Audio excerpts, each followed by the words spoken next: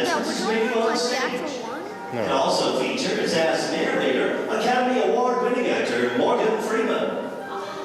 Before we go inside, if you have cell phones, radios, beepers, or walkie-talkies, please turn them off. Also, please refrain from eating, drinking, and photography. No lights or view screens of any kind, please. When the curtains do open, we need those of you traveling in wheelchairs.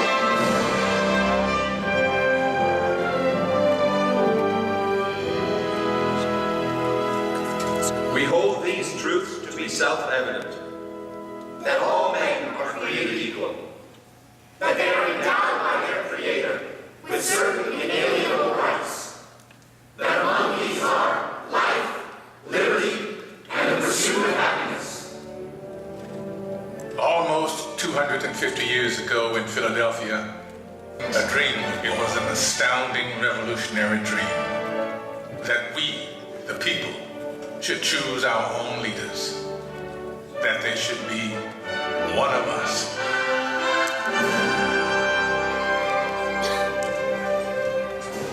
This was a dream born of fire, safeguarded by sacrifice during a brutal winter at Valley Forge. Yet it was a dream that was almost over before it had truly begun. The war for independence had left the American colonies bankrupt. Leaders argued, unpaid troops rebelled, and some even cried out for a return to monarchy, and for General George Washington to be crowned King of America. But the man who had led an army of farmers to victory over the mighty British Empire made it clear that the only title he desired was citizen of the United States of America. I am at a loss to conceive what part of my conduct could have given encouragement to an idea which to me seems the greatest mischief that can befall our country. If you have any regard for yourself, banish these thoughts from your mind. But when the new nation finally adopted its constitution, and it came time to elect its first president, there were no doubts about who that president should be. Only he had such doubts. I fear my countrymen will expect too much of me. I walk on untrodden ground. There is scarcely any part of my conduct which may not hereafter be drawn into precedent. In the end, Washington set the most important precedent of all. The man who could have been king stepped down after 2 terms in office and took his place again amongst the people. By insisting that he was, above all other things, one of us, he made it possible for any of us to dream of serving the nation in its highest office. And one day, sure enough, it came to pass that a man who wasn't an aristocrat aspired to the office of president. Andrew Jackson was a battle-forged frontiersman, and according to his predecessor, President John Quincy Adams, a barbarian who cannot write a sentence of grammar and can hardly spell his own name. To which Jackson merely replied, "It's a damn poor mind indeed that can't think of at least 2 ways to spell a word." He may have lacked a formal education, but he was tough and brilliant. Just the ticket for a new nation of Americans struggling to turn a dream into an enduring reality. They swept Jackson into office by a landslide, and then descended on his inauguration, determined to shake his hand in person. Why, 20,000 country people shoved to get in the door, track their muddy boots across the carpet. And my dear, they would be here still if we hadn't placed tubs of punch out on the lawn. Washington's elite fumed, but Jackson loved it, for these were his people. He was proud to be one of us. I do not forget that the planter, the farmer, the mechanic, and the laborer form the great body of the people of the United States. They are... He has a place, work for me. And I think he has. I believe I'm ready. I am nothing. But truth is everything. And with God's help, I shall not fail.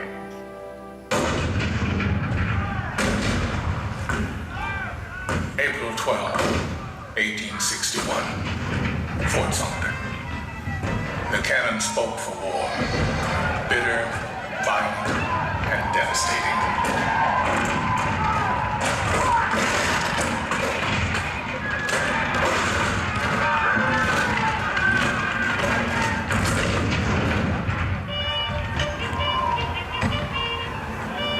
The blood of 500,000 Americans was shed in the dark days of our Civil War.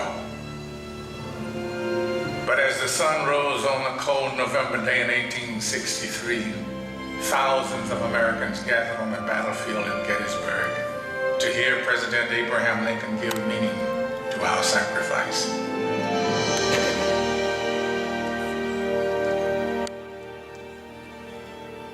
Fourscore-and-7 years ago, our fathers brought forth on this continent a new nation, conceived in liberty and dedicated to the proposition that all men are created equal.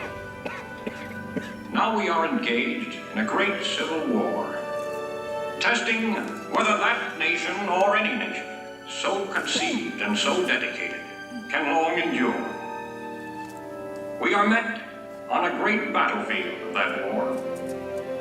We have come to dedicate a portion of that field as a final resting place for those who here gave their lives that that nation might live. It is altogether fitting and proper that we should do this. But in a larger sense, we cannot dedicate, we cannot consecrate, we cannot hallow this ground. The brave men, living and dead, who struggled here, have consecrated it far above our poor power to add or detract. The world will little note, nor long remember what we say here, but it can never forget what they did here. It is for us the living, rather, to be dedicated here to the unfinished work which they who fought here have thus far so nobly advanced. It is rather for us to be That our dedicated. hopes should be their hopes, our fears, their fears, our dreams, their dreams. Ladies and gentlemen, the Presidents of the United States. George Washington, John Adams, Thomas Jefferson, James Madison, James Monroe, John Quincy Adams, Andrew Jackson, Martin Van Buren, William Henry Harrison, John Tyler, James K. Polk, Zachary Taylor, Millard Fillmore,